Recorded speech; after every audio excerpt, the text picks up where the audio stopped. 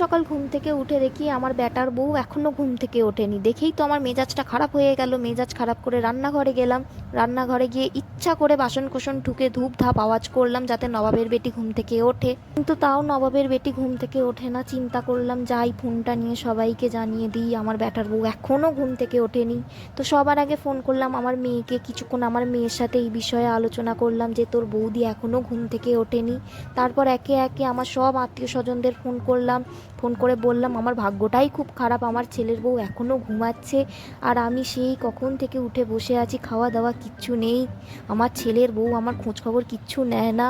কিছুক্ষণ ছেলের বউকে নিয়ে পিএনপিসি করার পর আমার কলিজাটা একটু ঠান্ডা হলো। তারপর ভাবলাম যাই একটু টিভি দেখি। টিভি দেখতে দেখতে মনে হলো নবাবের বেটি ঘুম থেকে উঠেছে। ঘুম থেকে উঠে আমাকে চা দিল। চাটা দেখলাম ভালোই হয়েছে, কিন্তু স্বীকার তো করা যাবে না যে ভালো হয়েছে চাটা। তারপর ছেলের বউকে বললাম চাটা একদম ভালো হয়নি, বাপের বাড়ি থেকে তোমাকে কি শিখিয়ে পাঠিয়েছে, একদম বিচ্ছিরি হয়েছে। এরপর দুপুরবেলা খাওয়া দাওয়া করে যেই একটু শুয়েছি আমার ছেলে এসে আমাকে বলছে সে তার বউকে নিয়ে বাপের বাড়ি যাবে। আমি সাথে সাথে বুকে ব্যথার নাটক শুরু করে দিলাম। ছেলেকে বললাম আমার বুকটা ভীষণ ব্যথা করছে, সমস্যা নেই তোরা যা, আমি থাকতে পারবো।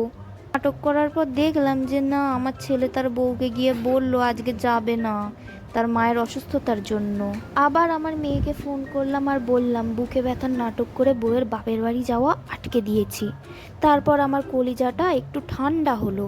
তো কাণ্ড কারখানা করে দুপুরে একটা টানা ঘুম দিলাম। তো আজকের মিনি ব্লগটা এই পর্যন্তই। মিনি ব্লগটা কেমন লাগলো অবশ্যই জানাবেন।